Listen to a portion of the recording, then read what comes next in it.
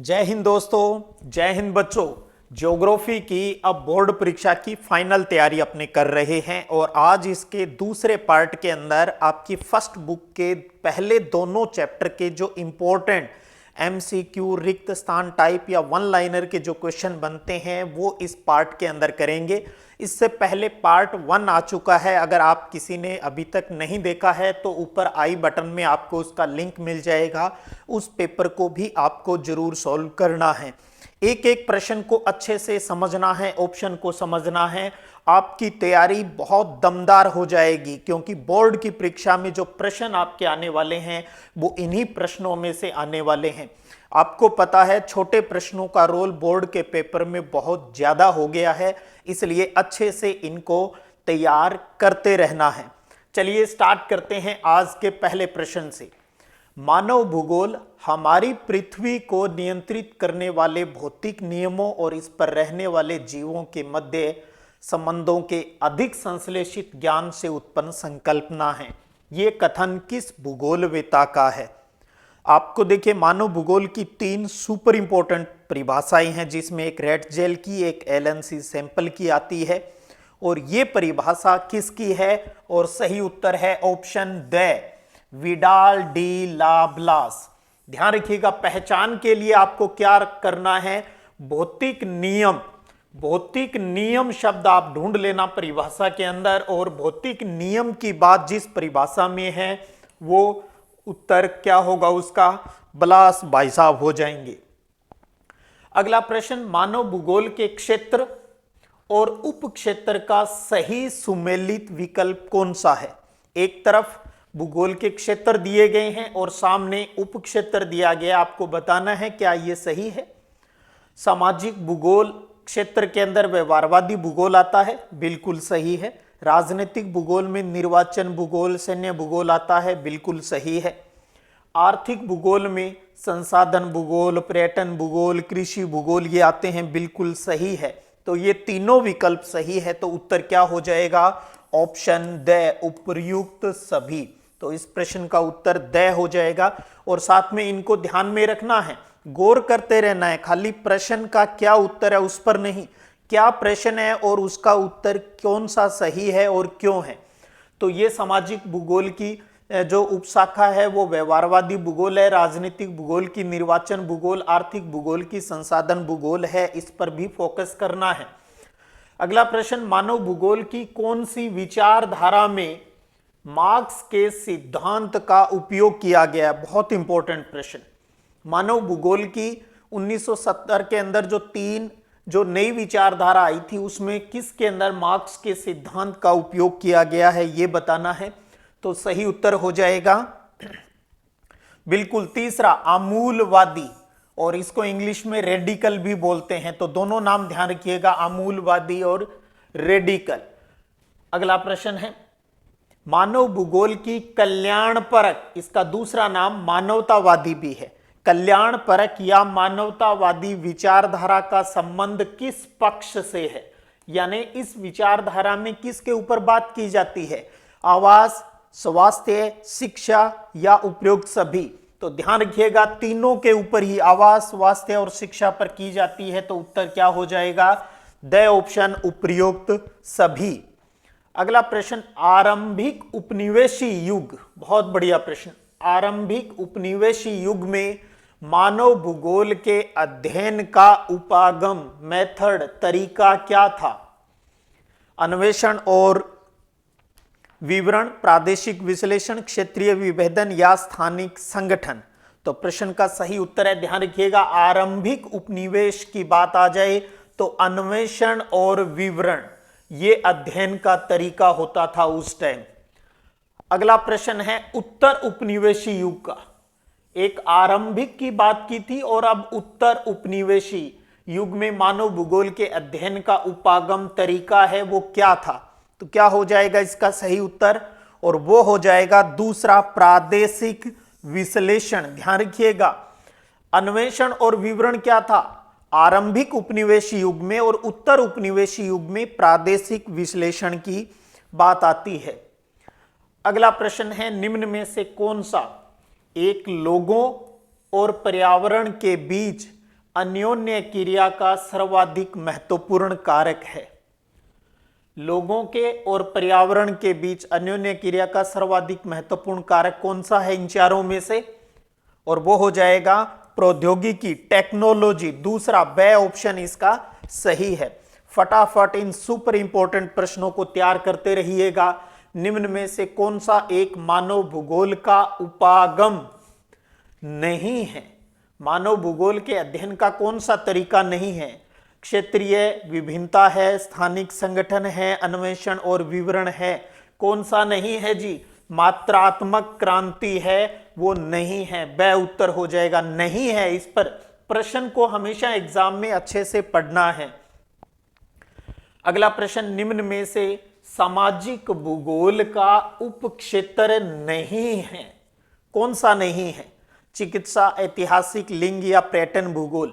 तो देखिए, चिकित्सा भूगोल सामाजिक भूगोल में आता है, ऐतिहासिक भूगोल आता है, लिंग भूगोल आता है, व्यवहारवादी भूगोल आता है। कौन सा नहीं है भाई? पर्यटन भूगोल नहीं है। ये किस शाखा के अंतर्गत आता है? ये आर्थिक भूगोल की ब्रांच है भाई। ये आर्थिक भूगोल के अंतर्गत आता है। आर्थिक भूगोल में संसाधन भूगोल आ गया, आपका कृषि भूगोल आ गया, पर्यटन भूगोल आ गया, विपणन भूगोल आ गया, अंतरराष्ट्रीय व्यापार भूगोल आ गया, ये आते हैं।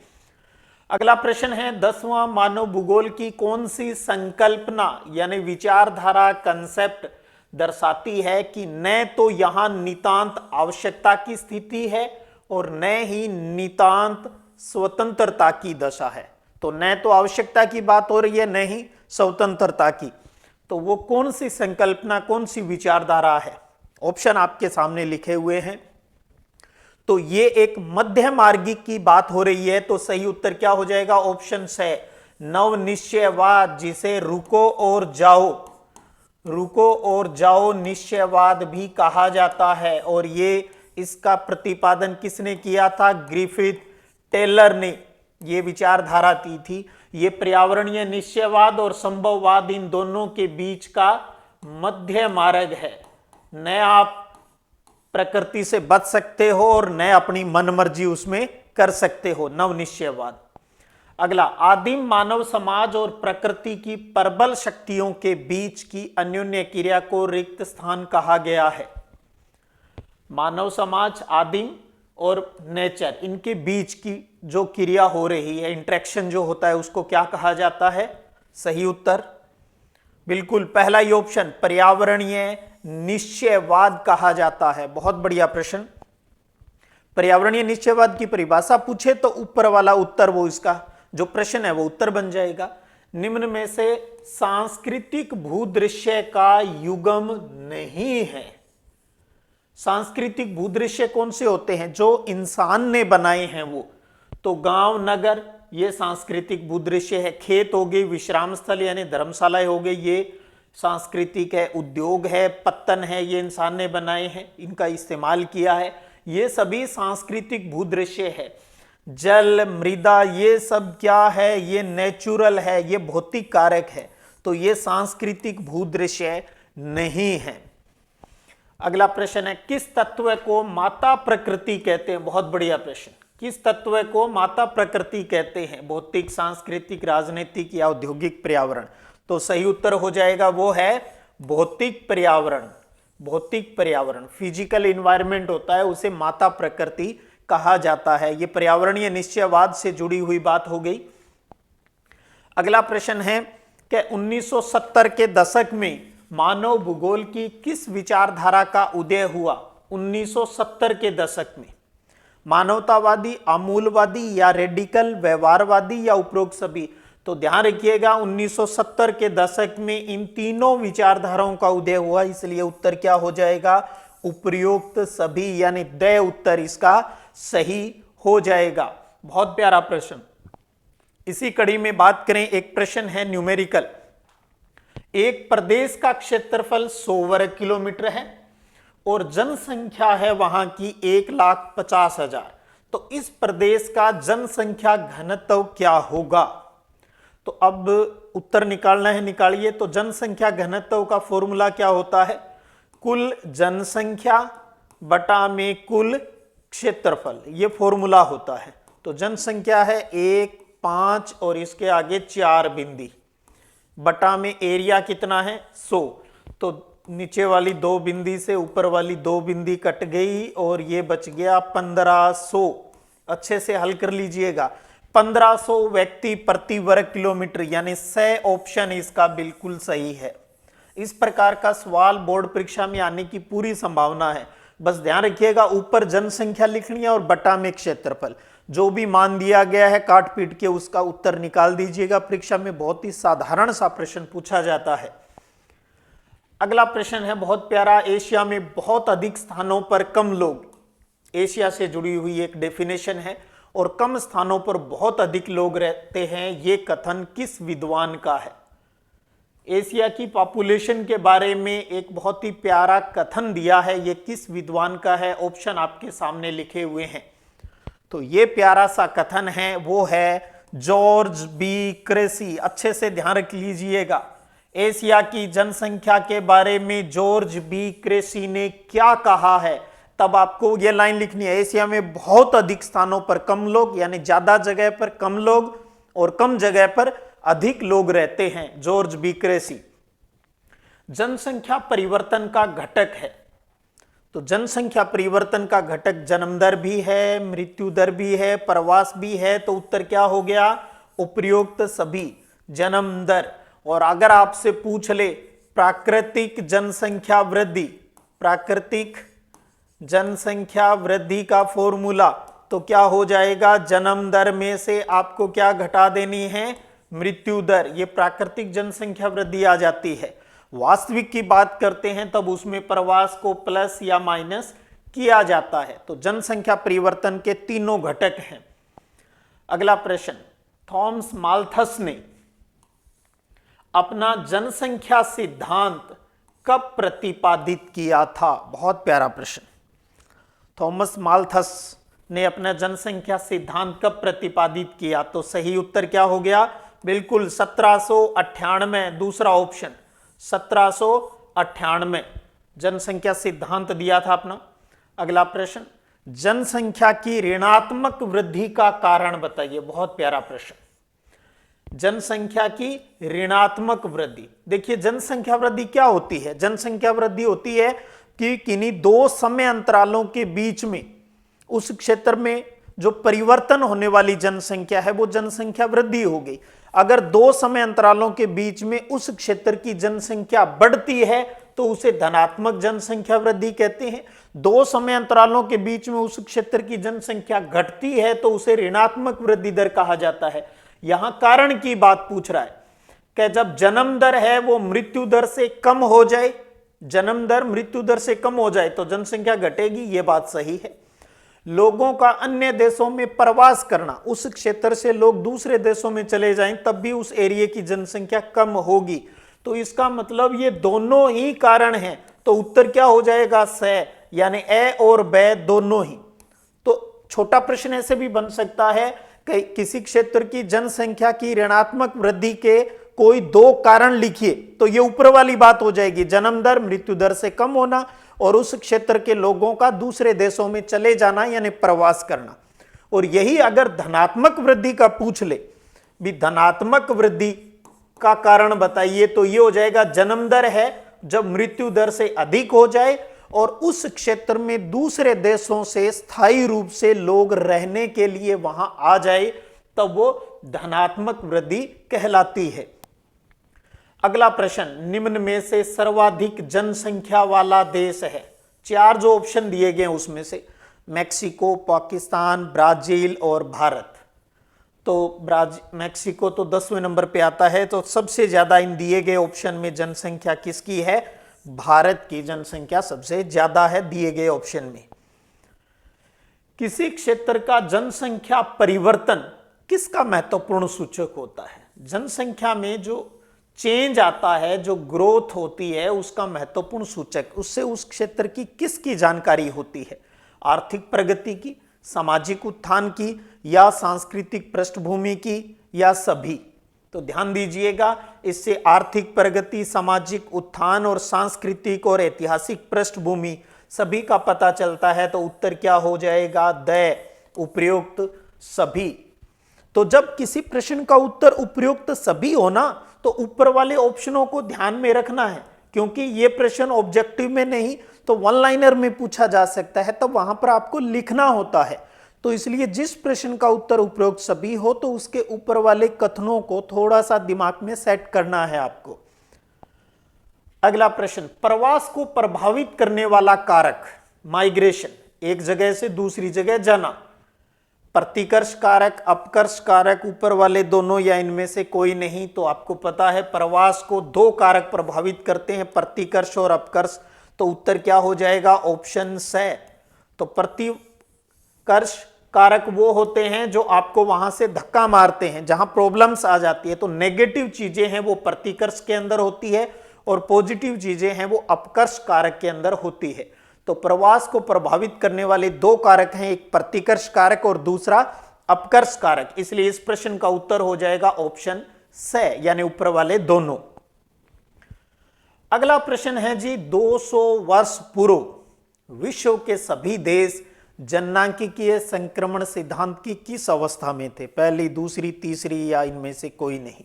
तो 200 साल पहले तो लगभग सभी की एक ही सिचुएशन थी, जहां जन्म दर भी ज्यादा होता था और मृत्यु दर भी ज्यादा। और ये कौन सी अवस्था है? पहली अवस्था। 200 साल पहले विश्व के सभी देश जननांकिकीय संक्रमण सिद्धांत की प्रथम अवस्था में, और प्रथम अवस्था वो होती है जिसमें जन्म दर और मृत्यु दर दोनों ही उच्च होते हैं। अगला प्रश्न है जी, निम्न में से कौन सा देश जननांकिकीय संक्रमण सिद्धांत की दूसरी अवस्था में शामिल नहीं है? प्रश्न पर गौर कर लेना, बहुत प्यारा प्रश्न है जी ये। कौन सा देश जननांकिकीय संक्रमण सिद्धांत की दूसरी अवस्था में नहीं है? तो श्रीलंका दूसरी में आता है, केन्या दूसरी में आता है, पेरू दूसरी में आता है और अपना भारत भी दूसरी में आता है। कौन सा नहीं है? कनाडा। कनाडा ये किस में आता है? ये तीसरी अवस्था में आता है। अंतिम जो तीसरी अवस्था है उसके अंदर आता है, जो विकसित कंट्री है। कनाडा हो गया, जापान हो गया और अमेरिका यानी यूएसए हो गया, ये तीसरी के अंतर्गत आता है। तो ये और एक ध्यान रख लीजिएगा, पहली अवस्था से जुड़ा हुआ भी पहली अवस्था के अंतर्गत बांग्लादेश आता है। बस आपके सिलेबस के अकॉर्डिंग जो बातें हैं वही ध्यान रखनी है। पहली अवस्था में बांग्लादेश, दूसरी में श्रीलंका, केन्या, पेरू और भारत, और तीसरी में कनाडा, जापान और यूएसए। ये उदाहरण याद रख लेना, प्रश्न चाहे कैसे भी पूछ ले आपसे। अगला प्रश्न, आपके अनुसार प्रवास हो सकता है गांव से गांव, गांव से नगर, नगर से गांव या उपरोक्त सभी? तो क्या लगता है आपको? प्रवास तो गांव से गांव, गांव से नगर, नगर से गांव या फिर नगर से नगर, चारों ही प्रकार से हो सकता है। तो इसलिए उत्तर क्या हो जाएगा? उपरोक्त सभी। हमारे अनुसार कोई कहीं से गांव से दूसरे गांव में जा सकता है, एक गांव से शहर में जा सकता है, शहर से वापस गांव आ सकता है, एक शहर से दूसरे शहर में व्यक्ति जा सकता है। तो प्रवास सभी प्रकार का हो सकता है। आपके अनुसार अच्छा एक बार फिर आ गया, आपके अनुसार प्रवास हो सकता है स्थायी, अस्थायी, मौसमी या उपरोक्त सभी? कैसा भी हो सकता है। परमानेंट आदमी जगह चेंज कर सकता है, टेम्परेरी या अकॉर्डिंग टू मौसम। ठीक है, तो उत्तर क्या हो जाएगा? उपरोक्त सभी। तो स्थायी, अस्थायी या मौसमी भी हो सकता है। कई तरीके से बातें बनती है, इसलिए दोनों ही शामिल हो गए। किस विद्वान ने अपने सिद्धांत में कहा था कि लोगों की संख्या खाद्य आपूर्ति की अपेक्षा तेजी से बढ़ेगी? लोगों की संख्या यानी जनसंख्या खाद्य आपूर्ति यानी फूड सप्लाई की अपेक्षा तेजी से बढ़ेगी। कि जनसंख्या ज्यादा बढ़ेगी और भोजन के सोर्सेस कम होंगे। ये बात किस विद्वान ने कही? ऑप्शन आपके सामने लिखे हुए हैं। तो ये कही भाई साहब थॉमस माल्थस ने। थॉमस माल्थस ने अपना जनसंख्या सिद्धांत दिया था 1798 में। ये वही उसी सिद्धांत की लाइन है। तो ध्यान रख लीजिएगा, लोगों की संख्या खाद्य आपूर्ति की अपेक्षा तेजी से बढ़ेगी। ये थॉमस माल्थस का 1798 में दिया गया जनसंख्या सिद्धांत है। अगला प्रश्न, 21वीं शताब्दी के प्रारंभ में विश्व की जनसंख्या कितनी दर्ज की गई थी? लीजिए भाई, 21वीं शताब्दी के शुरू में कितनी जनसंख्या रिकॉर्ड की गई थी 500, 600, 700, 750 करोड़ से अधिक।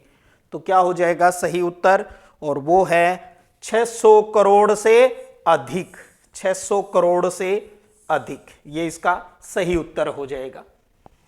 अगला प्रश्न, जनसंख्या वितरण को प्रभावित करने वाला भौगोलिक कारक है।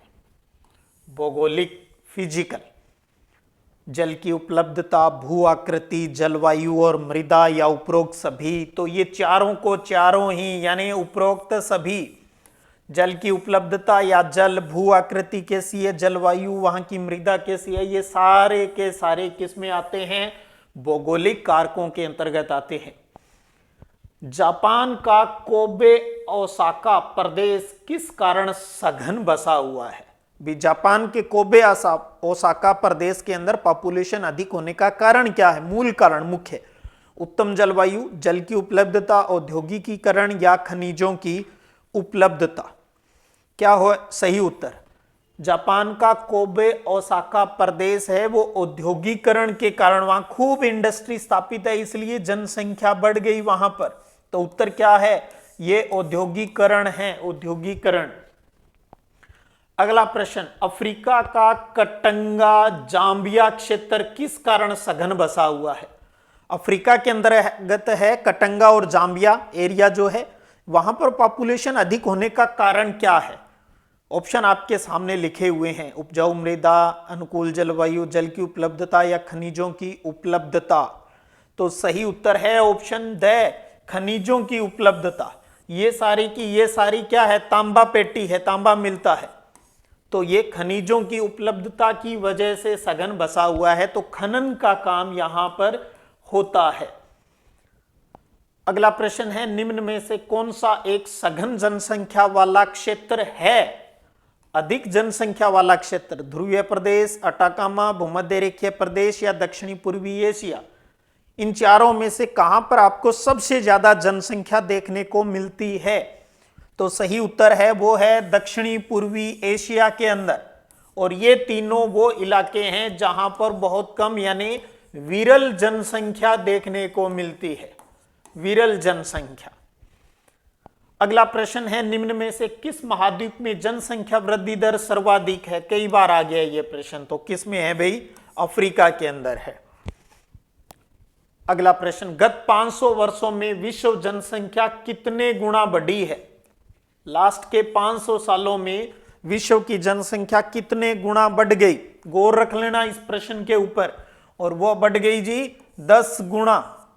द ऑप्शन 10 गुना। ऐसे प्रश्न रिक्त स्थान में भी आ जाते हैं। इन्हीं प्रश्नों में से जो यहां तैयारी करवा रहा हूं आपको वन लाइनर में मिल जाएंगे, वही रिक्त स्थानों में, वही ऑब्जेक्टिव के रूप में, इसलिए अच्छे से गौर करो बस। कितने गुना बढ़ जाएगी, 10 गुना। एक प्रश्न और है, विश्व जनसंख्या में प्रति वर्ष कितने लोगों की वृद्धि होती है। वहां अभी तो हमने क्या पढ़ा था, 500 सालों में विश्व जनसंख्या कितने गुना बढ़ गई, 10 गुना बढ़ी है। और यहां पर यह है भी हर साल कितने लोगों की जनसंख्या है वो बढ़ जाती है वर्ल्ड पॉपुलेशन के अंदर, 6 करोड़, 7 करोड़, 8 करोड़ या 10 करोड़। तो सही उत्तर क्या हो जाएगा, वो है 8 करोड़। हर साल दुनिया की 8 करोड़ जनसंख्या है वो बढ़ जाती है पूरी दुनिया की, और 500 सालों में विश्व जनसंख्या 10 गुना बढ़ गई है। तो ये हुए जी आज के सुपर इंपॉर्टेंट 35 क्वेश्चन एमसीक्यू। सिर्फ ये एमसीक्यू क्वेश्चन नहीं है, ये इन दोनों चैप्टर की जान है। अच्छे से बार बार अभ्यास कर लीजिएगा, आपका सपना पूरा होगा। अब की बार 90 पार, जीत जाएंगे हम तू अगर संग है, जिंदगी हर कदम एक नई जंग है। चलिएगा फिर मिलते हैं अगले वीडियो क्लास के अंदर इसी प्रकार से और सुपर डुपर इंपॉर्टेंट प्रश्नों को लेकर। आप इसी प्रकार अपना प्रेम और स्नेह बनाए रखिएगा, और अब चैनल को सब्सक्राइब भी कीजिएगा, कमेंट कीजिएगा, और साथ में अपने दोस्तों को वीडियो शेयर भी कीजिएगा। जय हिंद, जय भारत।